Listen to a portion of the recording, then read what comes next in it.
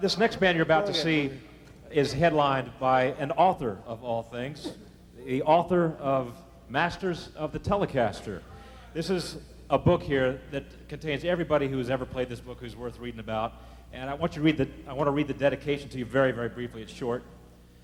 This book is dedicated to the memory of the great Danny Gatton, a dear friend whose passing at the time of this writing has left a great void in the world of music and in the hearts of his family, friends, and fans. We're sure going to miss you, Telemaster. Anyway, the guy who wrote this book is Arlen Roth. He's toured with so many people I can't begin to name them. Most recently, Art Garfunkel and Mr. Simon. And on the subject of Masters of the Telecaster, he ought to know because he's one himself. Arlen Roth and friends, guys.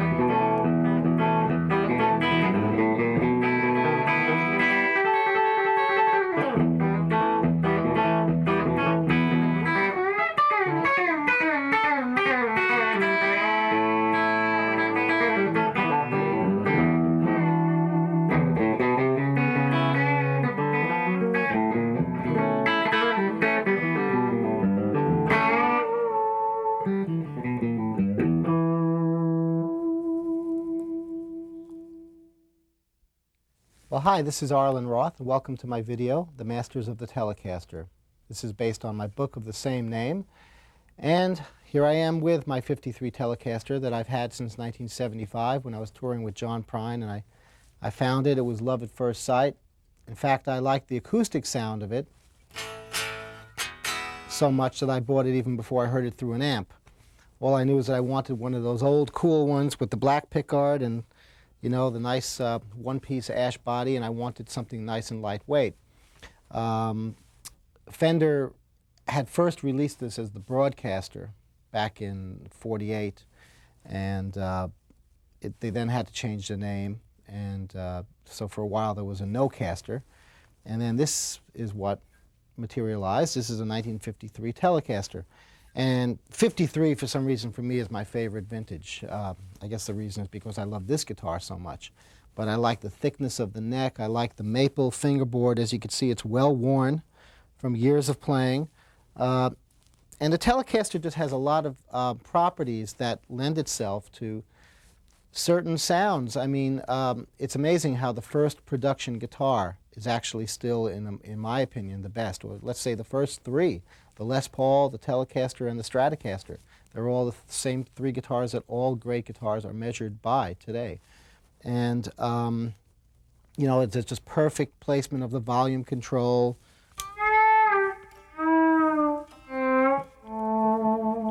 For those kinds of effects, and the tone control too, which gives you some wah-wah. And it's just a good, functional, basic instrument, and the balance is right, the feeling is right. Now, there are certain styles that people say, oh yeah, that's definitely a Telecaster style, and it's true, but we're going to cover a lot of broad techniques on the Telecaster today, and some of the great players will be threading through, just like in the book, like Danny Gatton, Roy Buchanan, Jimmy Bryant, James Burton, Albert Lee, the list goes on, Cornell Dupree. You know, there's a lot of great players who have taken the Telecaster and given it its own voice that has now gone on to become synonymous with certain sounds in country, blues, rockabilly, rock and roll, jazz, all different sounds. So we'll get into a lot of that. There are certain things about it. For example, it's usually a more trebly guitar. But what I like about the early ones is that they have what we call a warm treble. So if you play a lick like this, for example,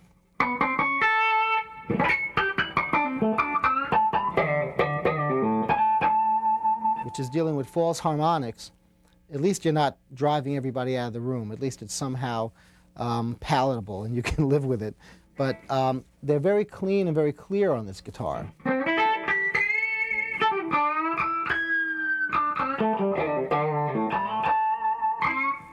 And Robbie Robertson with the band used to do that a lot. You'd always hear him playing funky little solos.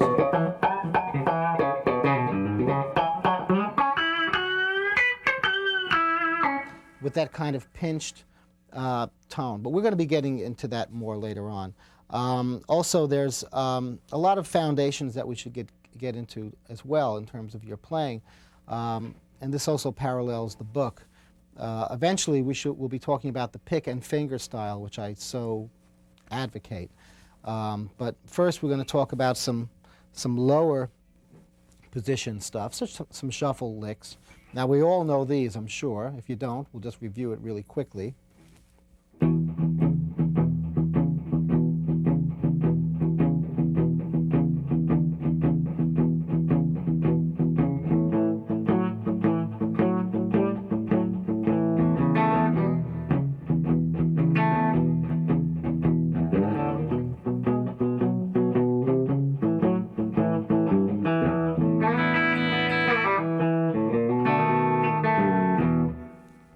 Now that kind of feel, I'm using actually the heel of my hand to dampen the lower strings. I'm not getting the straight ahead ringy sound like this. I'm damping it a bit to give it that thump. You don't want it too high up because it'll actually start getting sharp, like that. Just a little bit over the bridge. And if it's a nice old Tele bridge, it'll hurt and it'll scrape your skin there, so you know you're playing a good old Telecaster.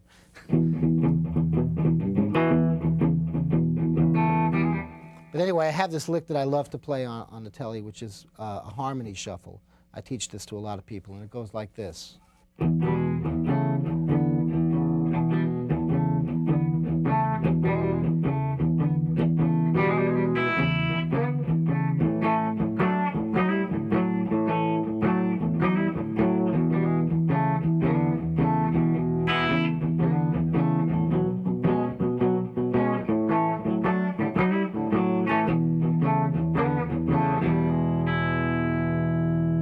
Now, it exists for a few different positions, and one of the cool things, of course, about guitar is that every position presents some new possibilities for you. So this would be the shuffle for E, the harmony.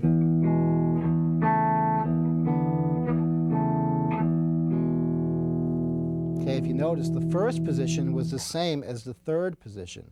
It's just in the middle, we shift, but that index finger never leaves the G string.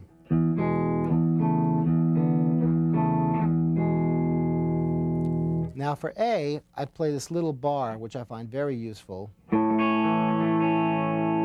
And you could create your 4 chord this way, which of course we've heard in rock and roll rhythm all the time.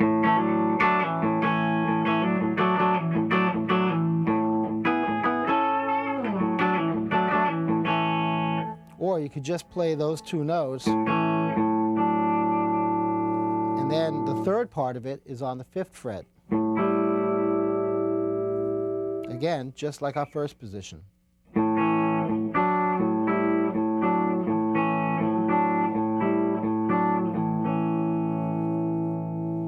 Now in D, we can do the same thing, but we can maintain our D note in the middle.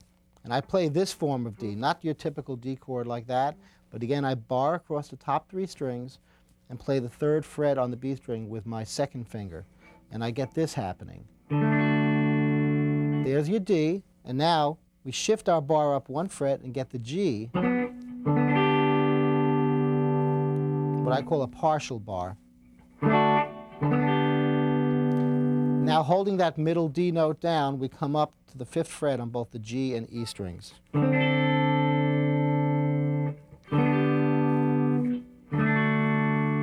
you hear that nice sustain in the middle.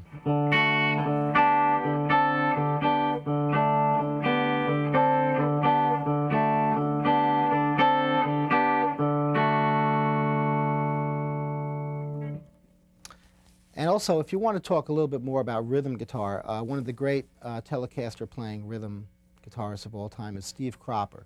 Now, Steve Cropper was with Booker T and the MGs, and he backed up many of the great singers on the Stax Volt, Memphis period, like Otis Redding, Wilson Pickett, players like that. And he would also do a lot of damping, this heel damping. You know, licks like this.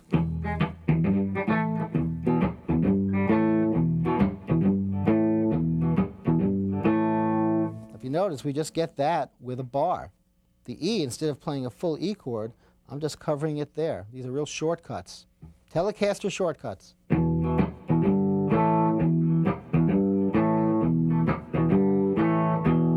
Notice even the G chord, I'm not bothering with the major 3rd because it's just too muddy.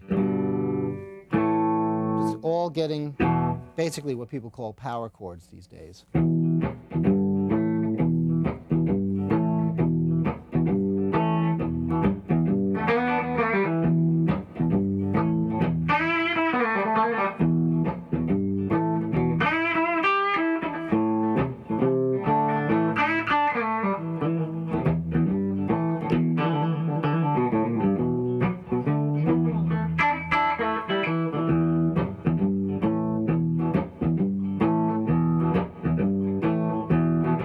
Notice in rhythm guitar, you got to really sound like a whole band.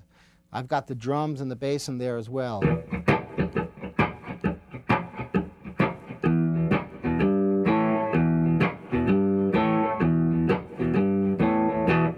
And so the left hand chooses when to let those strings ring, rather than just going.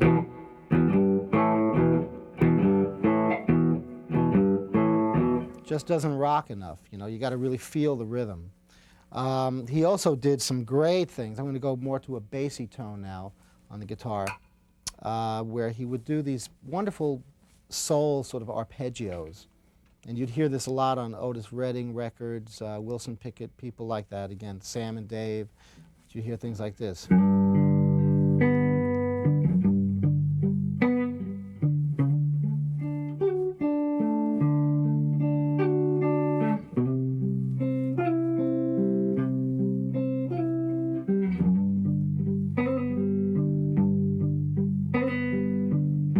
that again utilizes the heel damping, and some of it is damped and some isn't. But I have a little sus4, suspended fourth in there. And the slide up is very important. That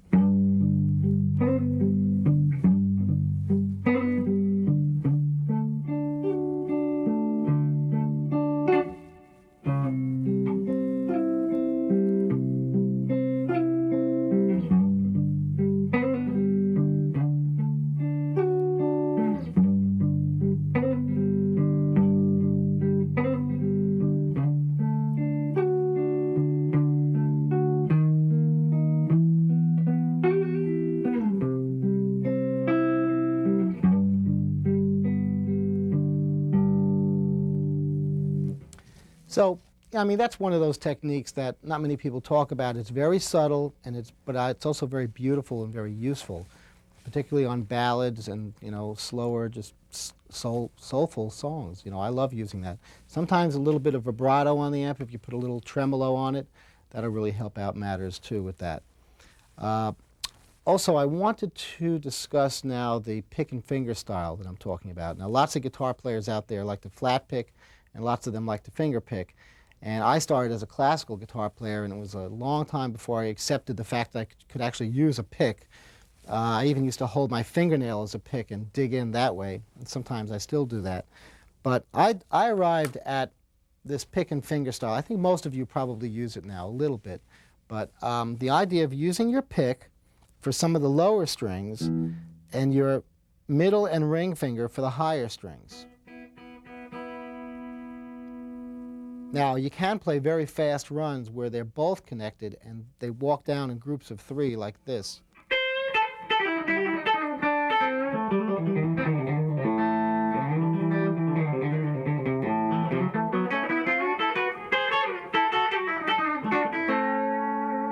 But the great thing about it is that you can actually precisely grab the strings at the same time, or roll across them, or just, you know, pick between them.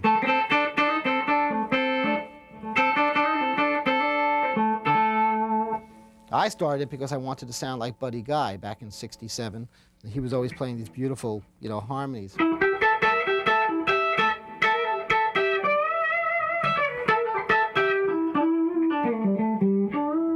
think I once saw a picture of him with a Telecaster. I'm not sure. I'll have to ask him about that one. But he's known more, of course, for the Strat.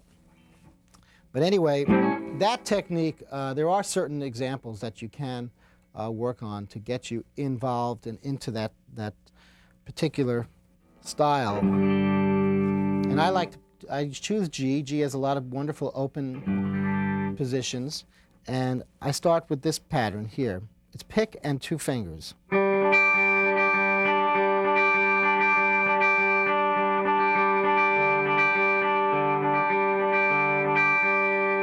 So I'm alternating between the G and the D strings. And then I start hammering on.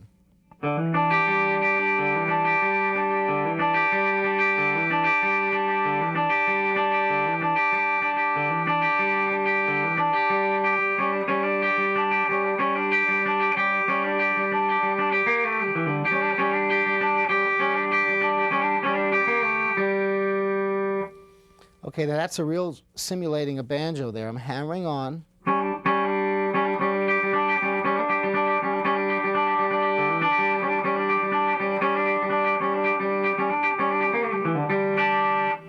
So I'm actually doing a straight row there.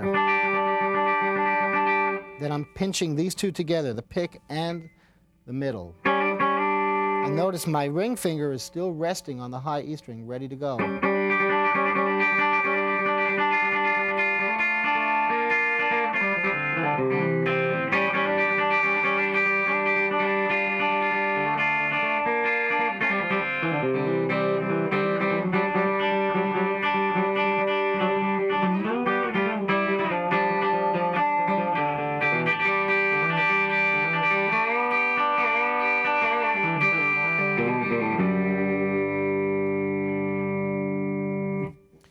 Now, there are some great players that use that pick and finger thing, like Danny Gatton, the late great Danny Gatton, who was a very good friend of mine and played on one of my albums with me. And he used to love to separate it where he'd actually get almost a piano-like pattern going below it and then have the licks on top, like this.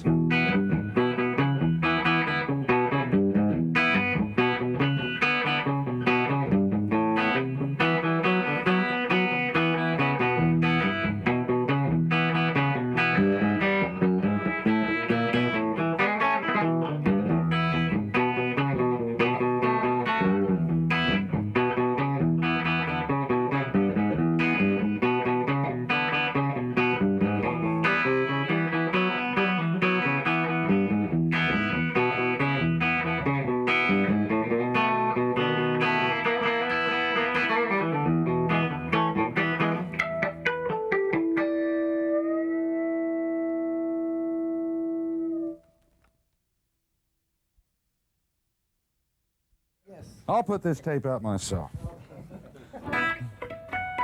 After I do that, ready? Here we go.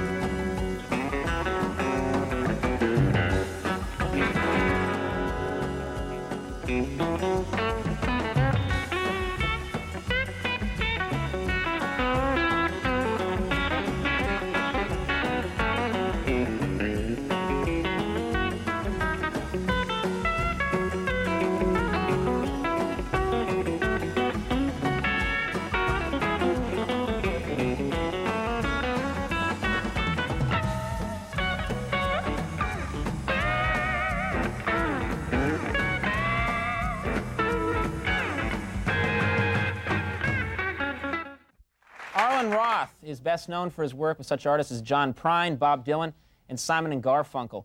Tonight he's joined by Danny Gatton to play a song from his new album, Toolin' Around. Please welcome Arlen Roth.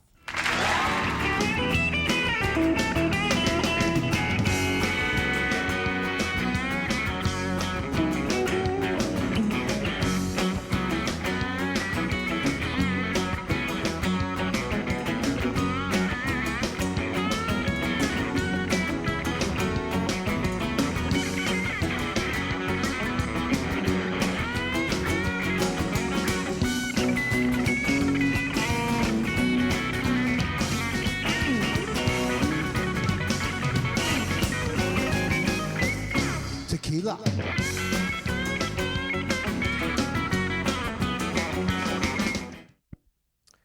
Okay, when we're talking about those kind of piano positions, it's also fun if you just do it straight, just a straight old boogie-woogie style like this.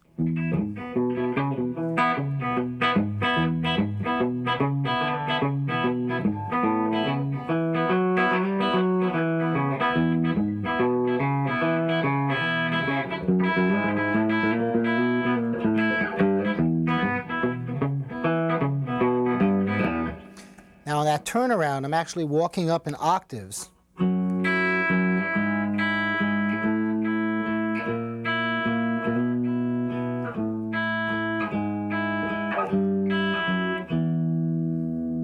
can play some little Ray Charles lick at the end.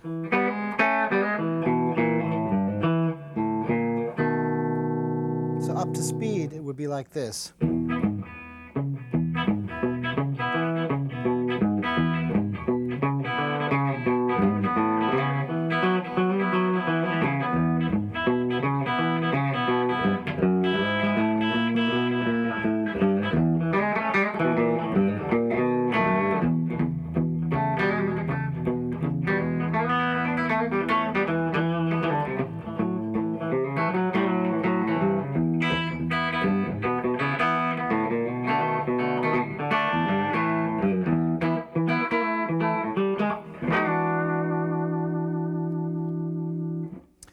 So again, we're still talking about rhythm guitar here, but we're starting to look at rhythm guitar as a lead guitarist's tool.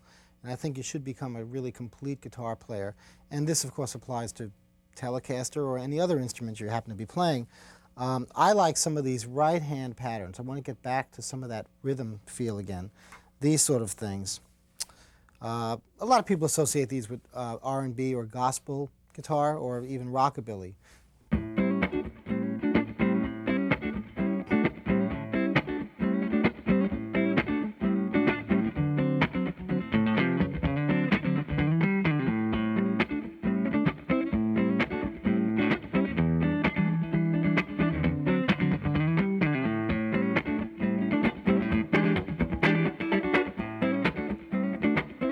Now if you notice there, you're hearing the whole band. You're hearing the bass, the guitar, and the drums.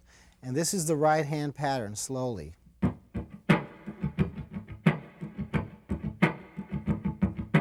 can hear there's a low part to it and a treble part. There's your snare. Now the left hand,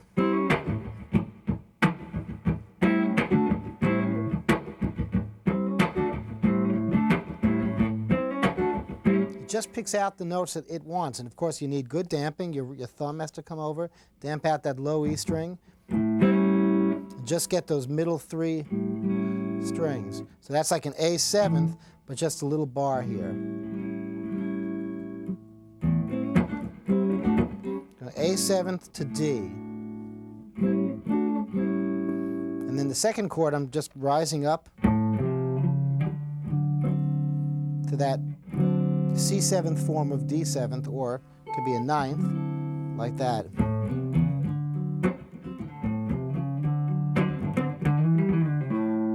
I just slide up, and a quick pull-off, which enables me to get back in time.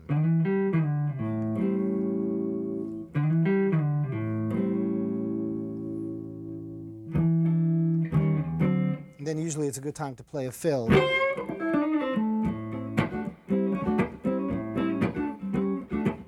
Now pay close attention here to how I actually can change the rhythm. I can go from half time to double time, just like at the end of a gospel song, without changing the left hand pattern at all. It's just the right hand that changes.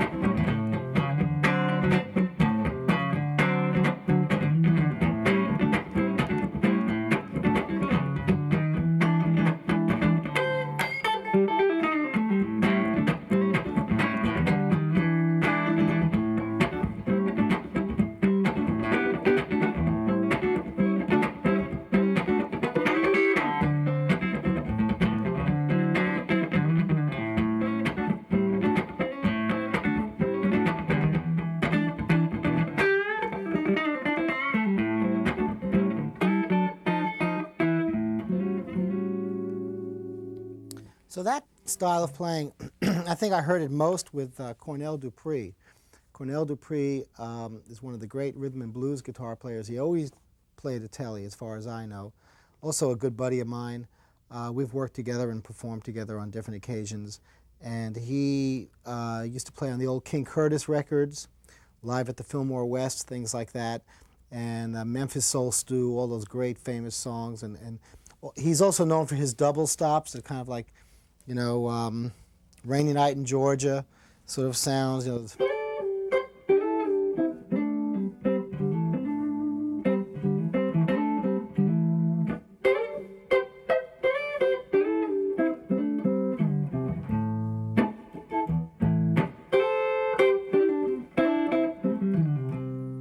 Very soulful stuff, and I love his rhythm patterns.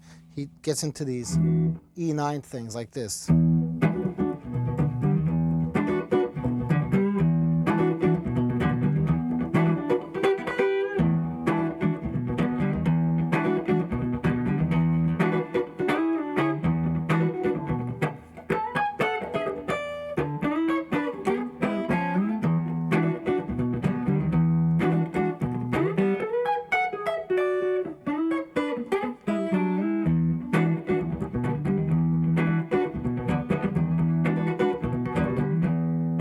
So there we see the art of using the bass notes and the treble notes separately.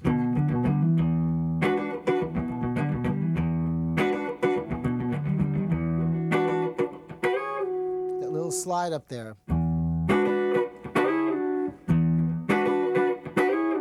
The only reason I'm not using my pinky is it hurts too much.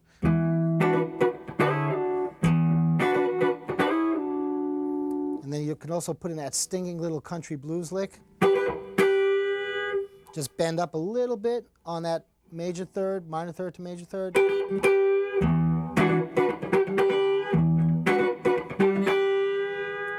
And there's your A7th, and back to the E7.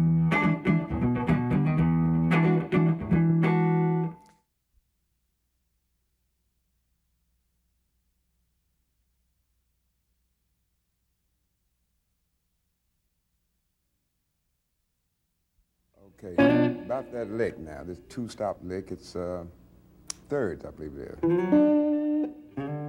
Third and fifth. For instance, in G, it'll work with just about any 9 or 7 chord. In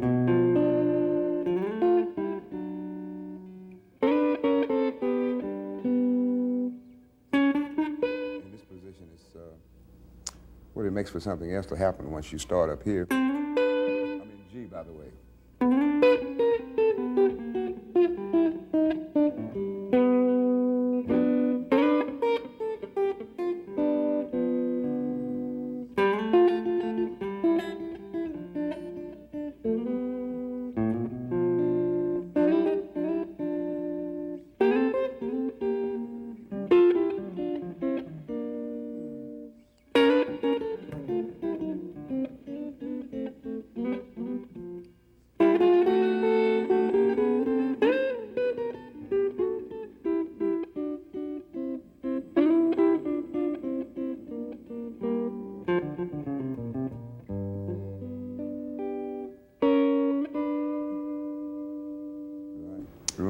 rainy night in Georgia.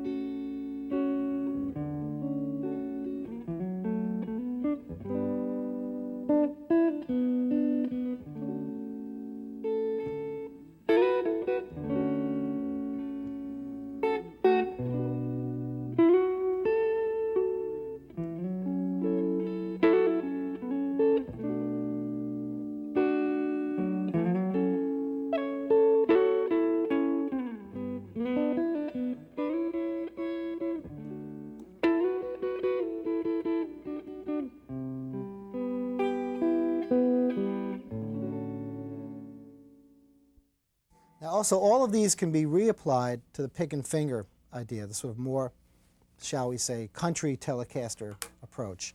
And you can get these kinds of sounds.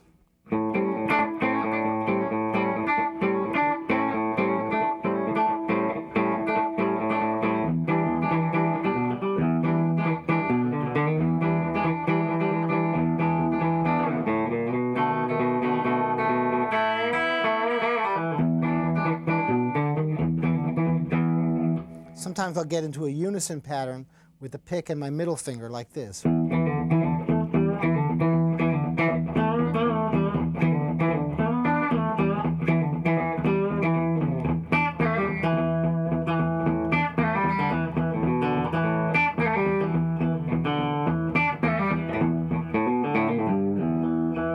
that's a lot like James Burton with Susie Q, and he's better off showing that to you than me.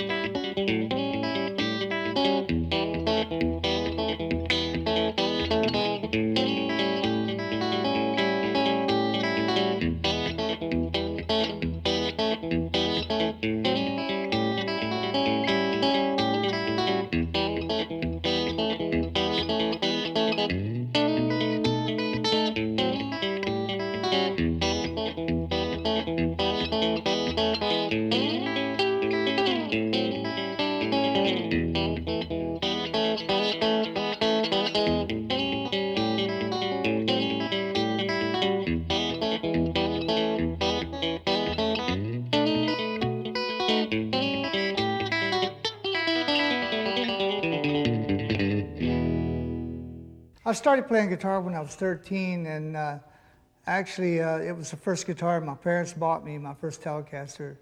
And I actually recorded my first record when I was 15, Susie Q with Dale Hawkins. And I'll give you an example of that now.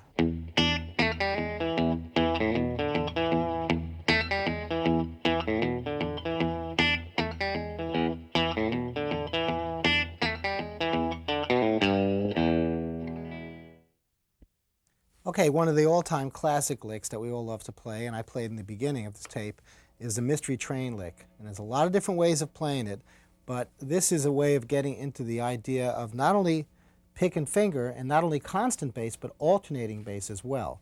So here's what it sounded first up to speed.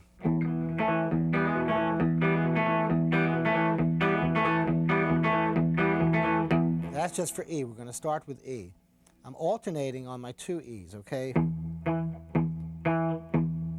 Heel damping the low E. And as I play that second E, I grab this with a little hammer on. this and get the A chord just in time. This never stops, the alternation. It's just when you play the other notes that matters.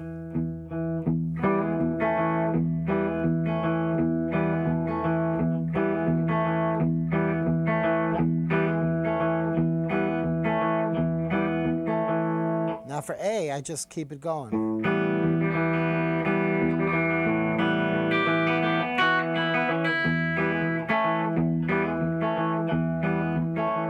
For B, there's a nice little lead up.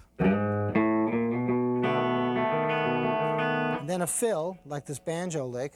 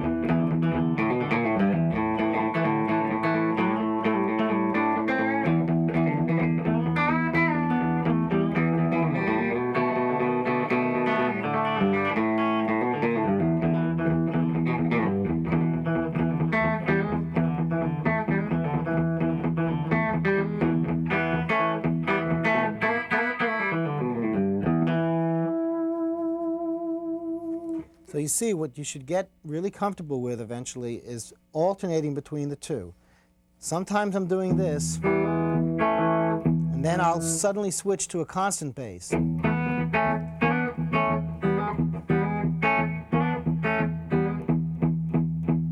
It's what I've heard, like Danny, some people refer to that as like a dead thumb technique.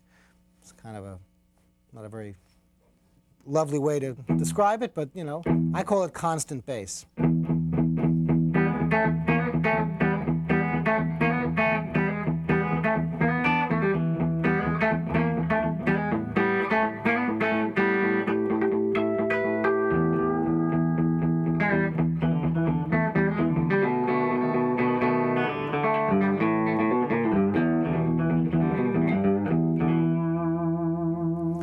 Now, a lot of stuff also, there are some great players who, on the Telecaster, like Albert Lee, who rely very heavily on the straight picking technique.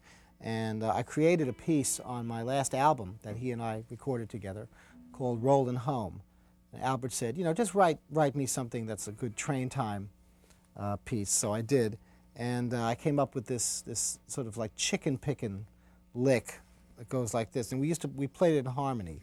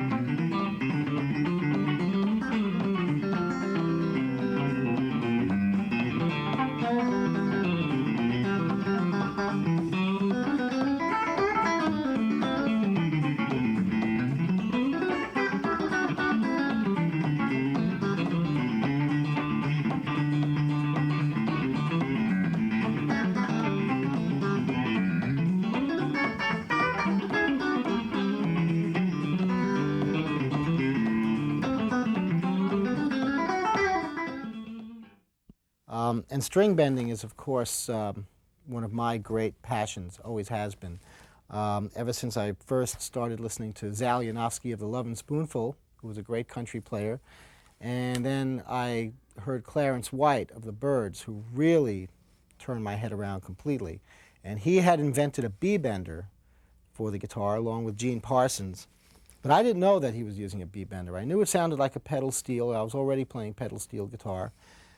And I knew I wanted to make the guitar sound like a pedal steel. So I heard all these great bend licks, you know, these... He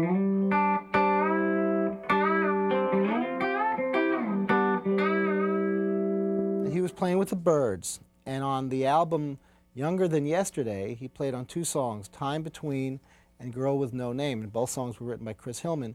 And he didn't get credit on the album, but I knew that somebody was playing who was not an original member of the Byrds was playing this stuff, you know. So I figure, I hear this 3 notes, you know, as being, I figured, well, it had to be that. It had to be pulled up by your index finger. But in actuality, he was playing the A position with the sus2. And then when he'd pull on his strap down like this, it pulled the B string up to that note. So I assumed it was this, and I ended up creating my whole own style out of it. So that position is simply based on your, in this case we're playing in C. Imagine your C chord with your 5th and your root, and then go down to the major 2nd and pull it up to the major 3rd. Don't let your finger curl under, okay? Because then you'll be doing it wrong. It'll hurt too much, and you'll also get a very dull sound. So you have to. That's also good with a pick and finger technique.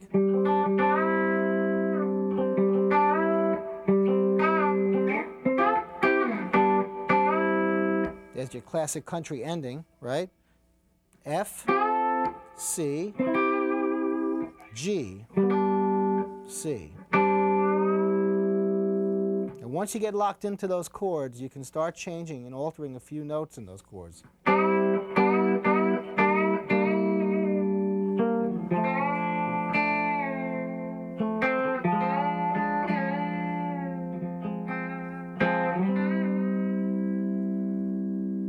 Now that's like a song that I recorded years ago called A Fool Like Me on my first album, where you descend to the minor 7th, the major 7th, then the flatted 7th, then your 4 chord, then make it a 4 minor.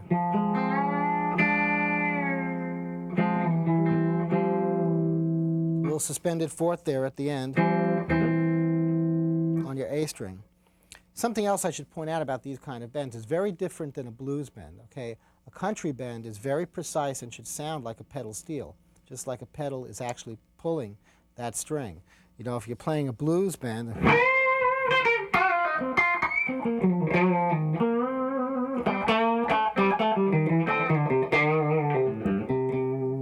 there are a lot more sort of quarter tones and half tones in between there. I mean, it applies to country music too, but what I mean is just we want more of a precise sound. Because we're simulating something that is not done by the fingers. Now, if you want to create the higher inversion of that, which is the more well-known inversion, you play it that way. You bend up with always with extra fingers if you have them there. First finger and second finger, I push the strings out of the way too. A lot of people bend strings and they have this problem. When they come back, they're always catching on them and pulling them. So I discovered that my first finger actually throws the other strings out of the way, so when I return, it's quiet, like that.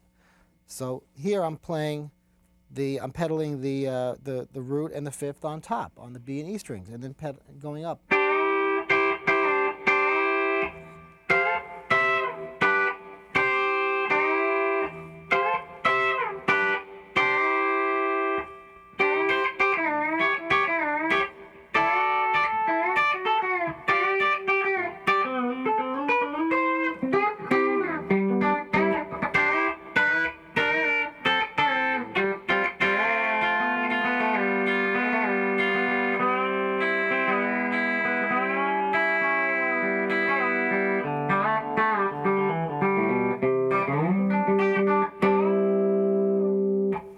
getting a little fancy and tricky there. I like to use behind the nut bending as well. You know, this trick. Now there, of course, I'm getting my A, and the way to know it in terms of your pitch is just by playing an A string with it.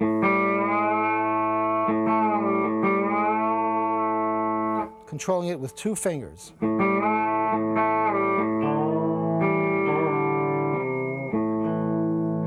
create a whole phrase out of that, combining fretted notes.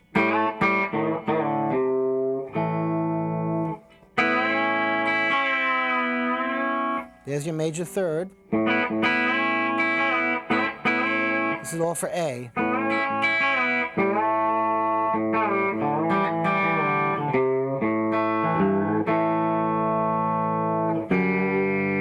There's a low G bend, bending up to the G.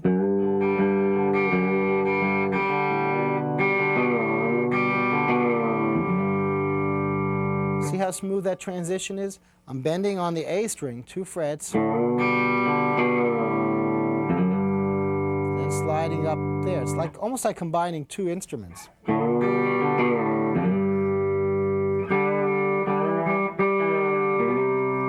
Works for C.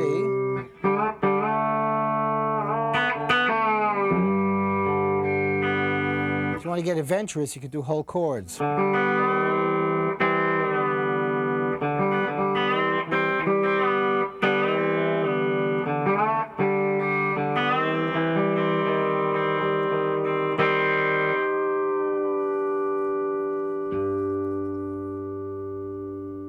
There I'm simply going from a G to a C minor, back to a G.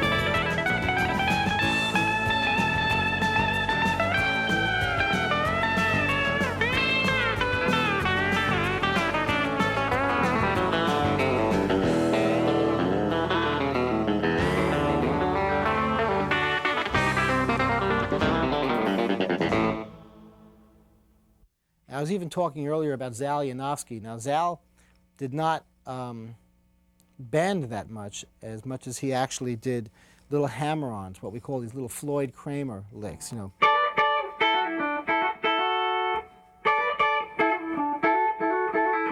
You ever listen to Floyd Kramer play piano? Everything he plays is with that little hammer-on.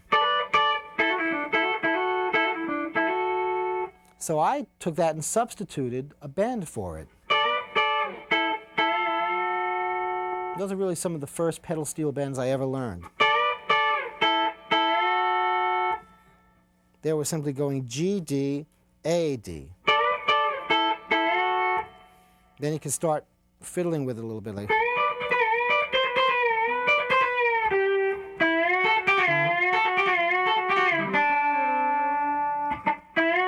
now there, if you imagine we're in D, go up to the major third, then my index finger comes back and I have to maintain that pitch. And then I do a little tricky unison bend.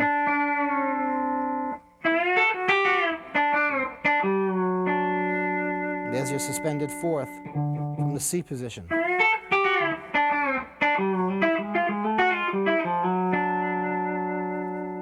It's one of the great things about string bending is that you can take a relatively mundane lick and make it interesting. You know, if you've got these double stop things, all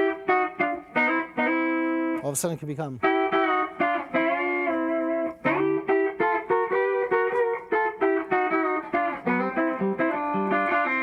So you get your pitch, then you silently bend to it below it.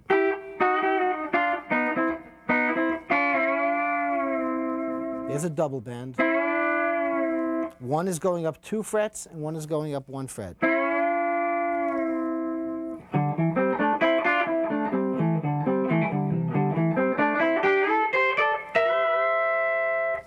Now there's a very Roy Buchanan-esque lick. He does this.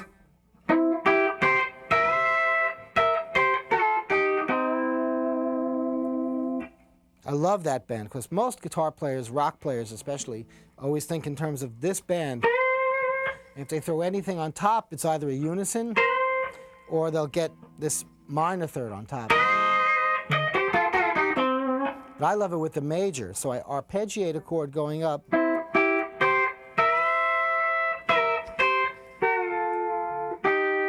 a little minor third at the end.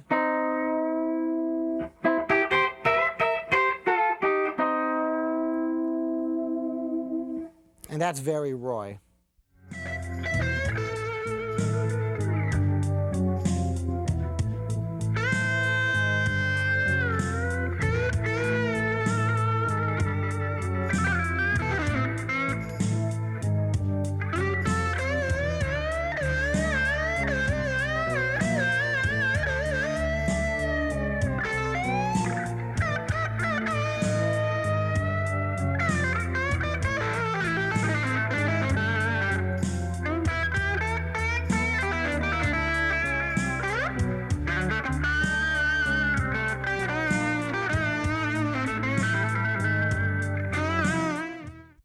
Getting back to the double stop idea, I like to play a lot of those all the time, and I recorded a song on my last record on Toolin' Around with Brian Setzer, and I had this lick. I just really wanted to get this lick in on the record.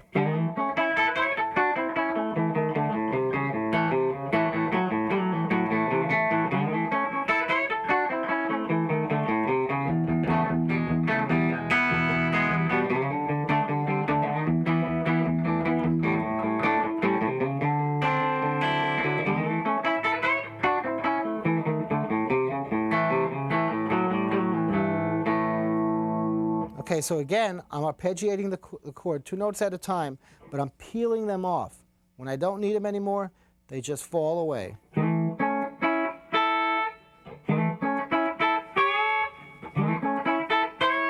That time I get that stinging major third.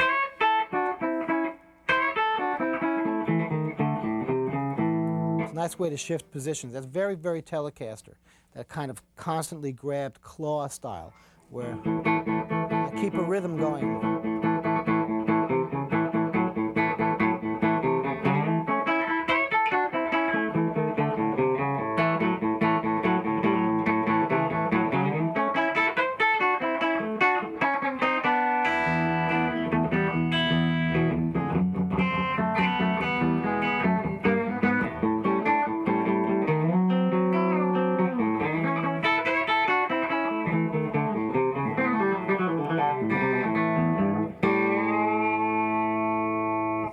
I love arpeggiating the chords also, not only in this straight way,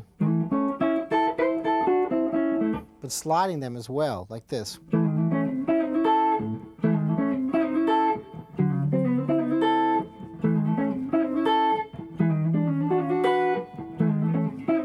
That's just a tricky way of playing 3 ordinary chords. There's your A, and then your D9. And then the E9. It's really kind of sloppy feeling, but it can sound really cool.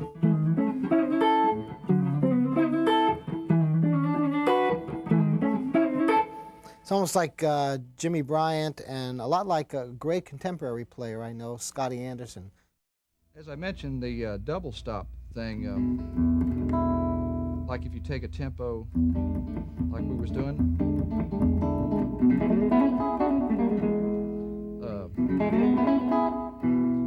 what I do on this, it's done various different ways, is to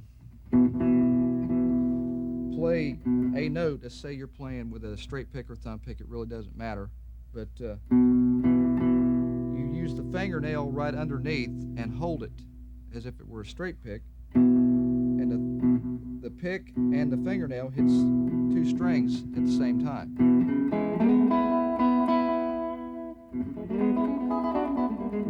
And you just go back and forth alternate picking.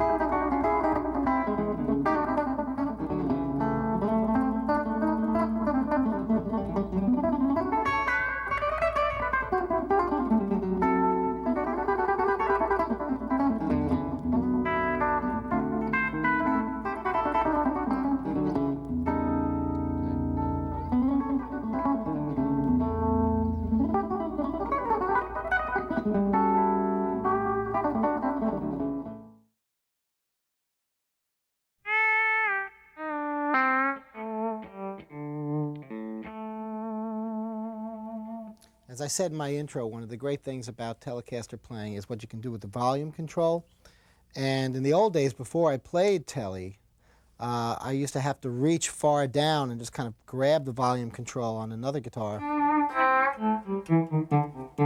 and actually just play it along with my left hand without picking.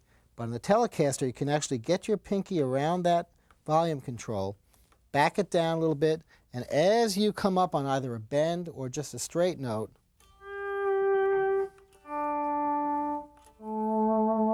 just swell up with it.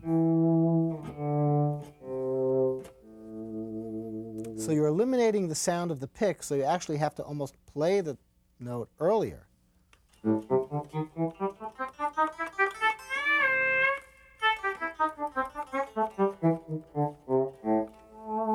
Now that's a very extreme staccato version of that. And the way you do that is just by using a very tiny amount, maybe 12 o'clock to 1 o'clock on the actual dial. But I find that it's best when it's used in conjunction with a bend, because you can actually hear the note coming up as the volume comes up.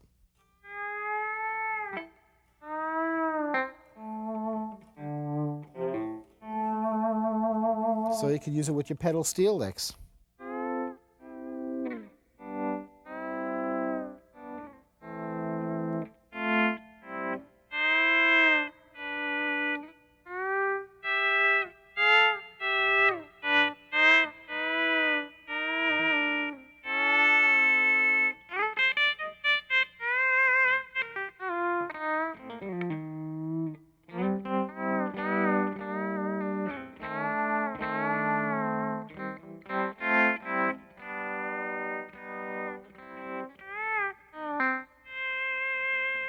So it gives you almost a violin type tone as well.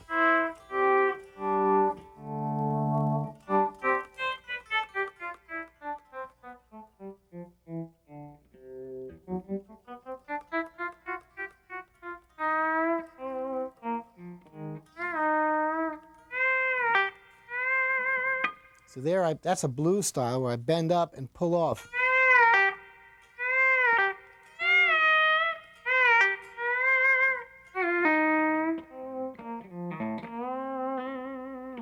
And this stuff, of course, evokes Roy Buchanan and many other players as well. Danny Gatton used it a lot too, but I think Roy Buchanan was probably the foremost practitioner of the volume swell. He's really the one who brought it into the forefront, and everybody said, "What is that we're hearing?" You know. So that's some great stuff, and also he was fabulous with the false harmonics, what we call false harmonics. Of course, they are harmonics. They're false because a lot of guitar players think they only happen accidentally, that when they're playing, once in a while, they get something that they go, "Whoa, where does that come from? There must be some magical spot on the guitar." Well, it's not magical.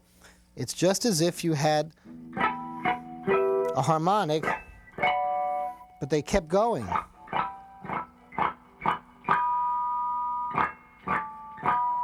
It's just that the frets are no longer here. So imagine how much smaller and tighter the frets would be up there. It would look like the end of a mandolin. So you can get some very, very extreme jumps within very small areas. The false harmonic is created by the pick. If you could see this, the pick is held very, very, very high up in the hand, and just a little bit of it shows. And then the thumb, right after it, the thumb touches the string afterwards and actually creates the harmonic after it. So we have to dig in pretty hard. So here it is, for example, where I actually play over the lick 12 frets higher. I replicate it.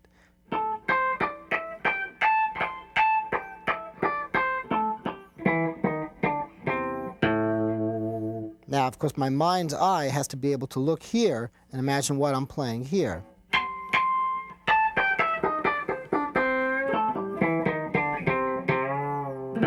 Of course, it's unaffected by bends. If you're bending on that fret, you still pluck that very same fret.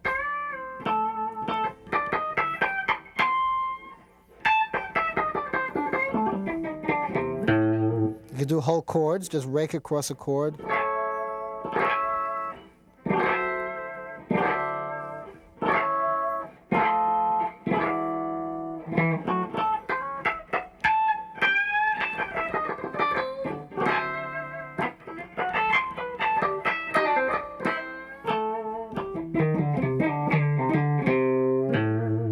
What's interesting about playing it here, too, is you get both octaves happening. But when you're back here, you really get screaming harmonics. Now,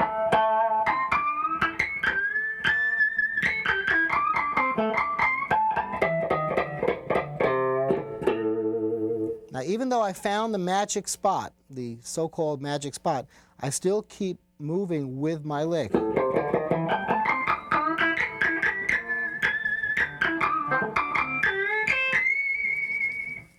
So there you have, for example, your root, your major third, fifth, and your seventh.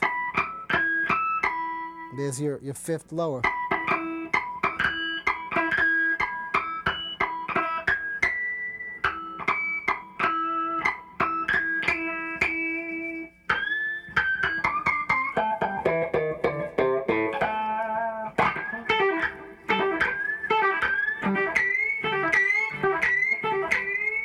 Should be able to start playing a lick and then just catching the note in the middle.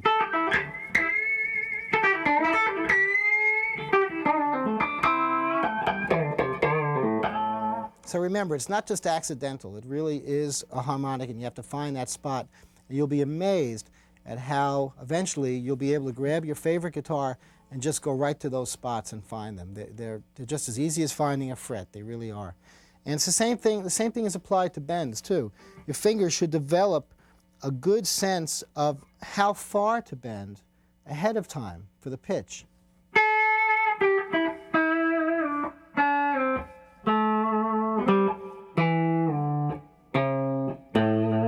That time I was bending. Imagine if a singer always had to bend up to every note. And we go up. It would sound terrible. So same thing with guitar playing. Sometimes you want to be able to be at the pitch and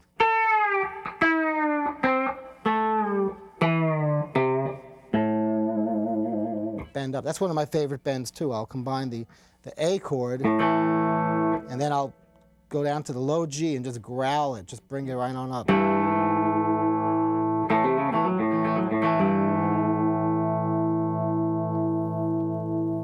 So volume swells, false harmonics, I mean, those are real Telecaster specialties. Also, the tone pot can be used as a wah-wah.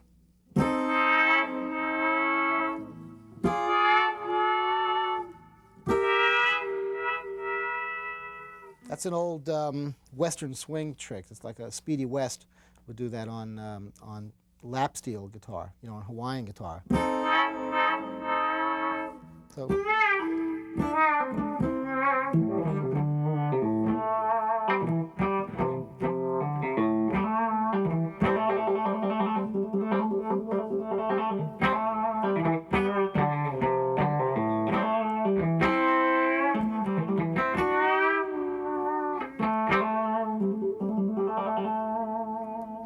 So you can even get sort of a Hendrix kind of a tone with that. That's great fun. Requires a little bit of more of a reach for your pinky there. Some Tele players have been known to take this whole plate and switch the whole thing around so they have both controls at even a closer proximity. So you may want to do that sometime as well. And the bass pickup, let's not forget about the warm tone, the warm, rich tone of these beautiful guitars, how you can play jazzy type stuff, you know.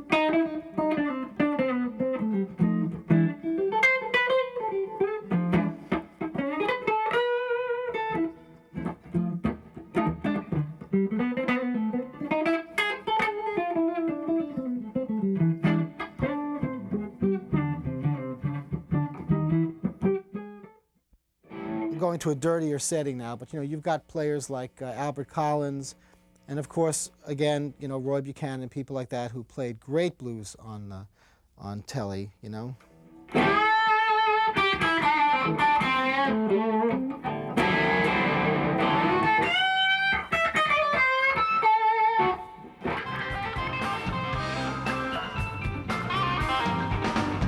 I'm your wise man, lady. I'm not here to cool you down. I'm your wise man, lady. You always never know when I'm around. I just left Leona, Texas.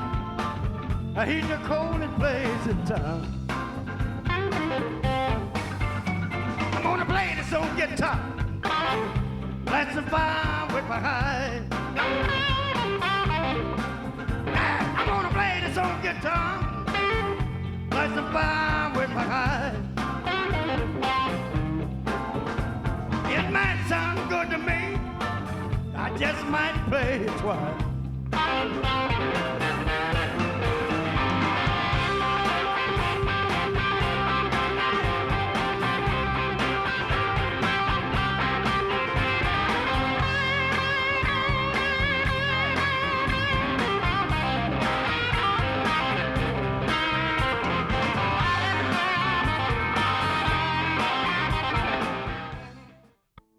So if you think of some of the rock players that have been known to use the Telecaster, like Jimmy Page, well, of course, Jimmy Page really started as a blues player and then became a very loud blues player.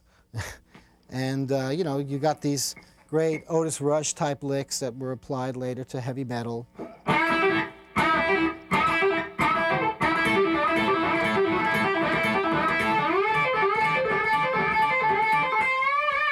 All that kind of stuff, you know, all these pull-offs, you know.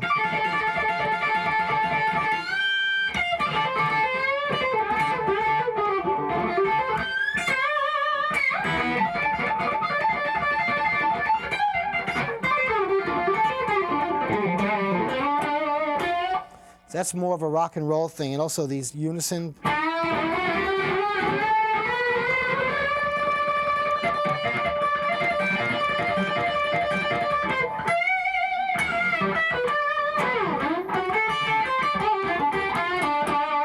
Of course, the more distorted you are, the more sustain you're going to have, and the more, you know, fluid you can play.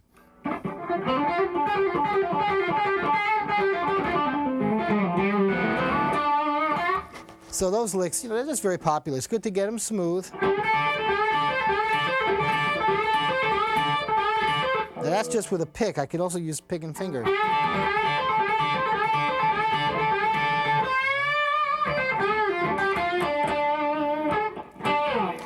And let's not forget about Keith Richards, okay?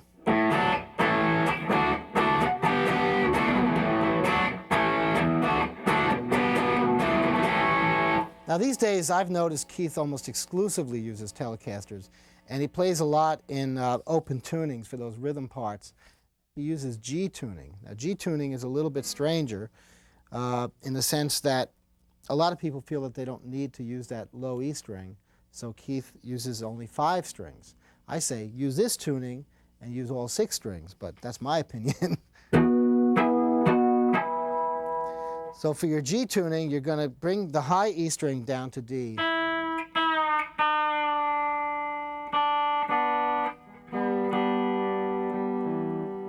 I have to retune them now. These 3 stay just like a G chord, open G. D, G, B. Now I bring the A string all the way down to a G.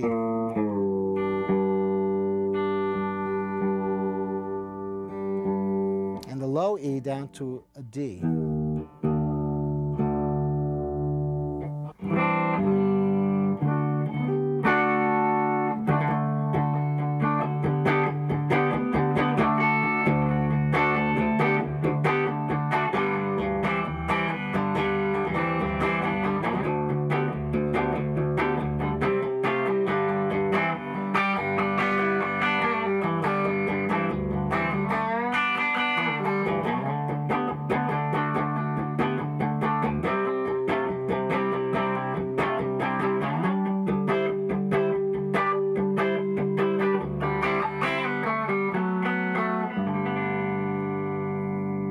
So there we have some open tunings.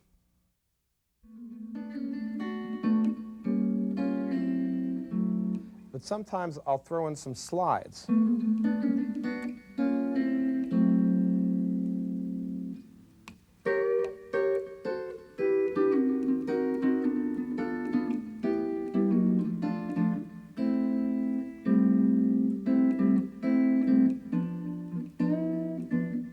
Okay, when we're talking a little bit about Western swing with the Telecaster, you know, it's nice to think of it as a mixture of guitar playing and steel playing.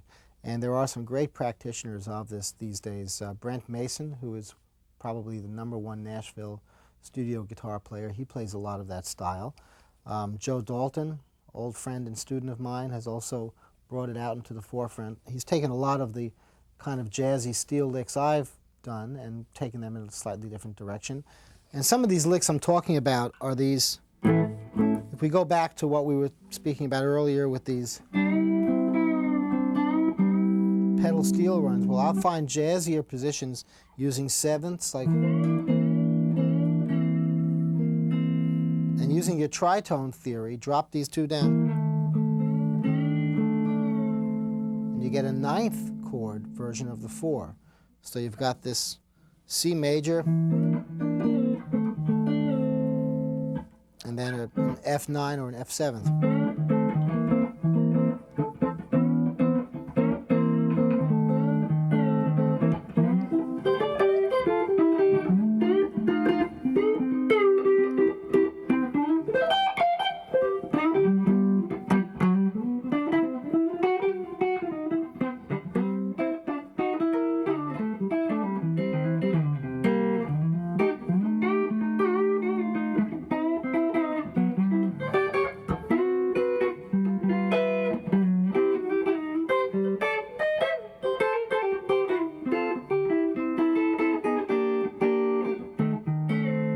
There's your 4 chord. Now switch up to the 2nd position of it. Then your 3rd position. Okay.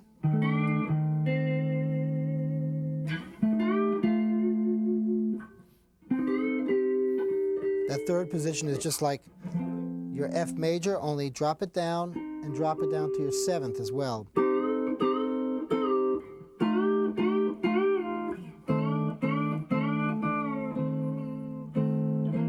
It's nice in a blues context, too.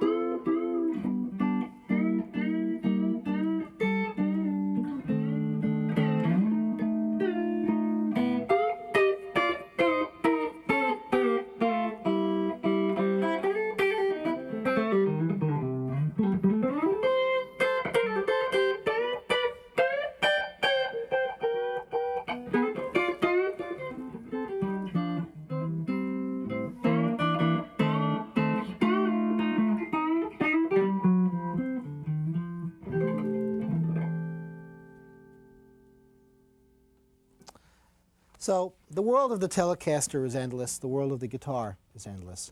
I have made it an exploration my whole life. I know a lot of people who have. There's great people you should listen to. Listen back to the old days. Listen to Jimmy Bryant. Listen to Roy Buchanan. Listen to Roy Nichols, James Burton, Roy Buchanan, Danny Gatton. I mean, there's just countless great Telecaster players out there. And a lot of the rock guys, too, like Andy Summers, Pete Townsend, they also were into the Telecaster quite a bit.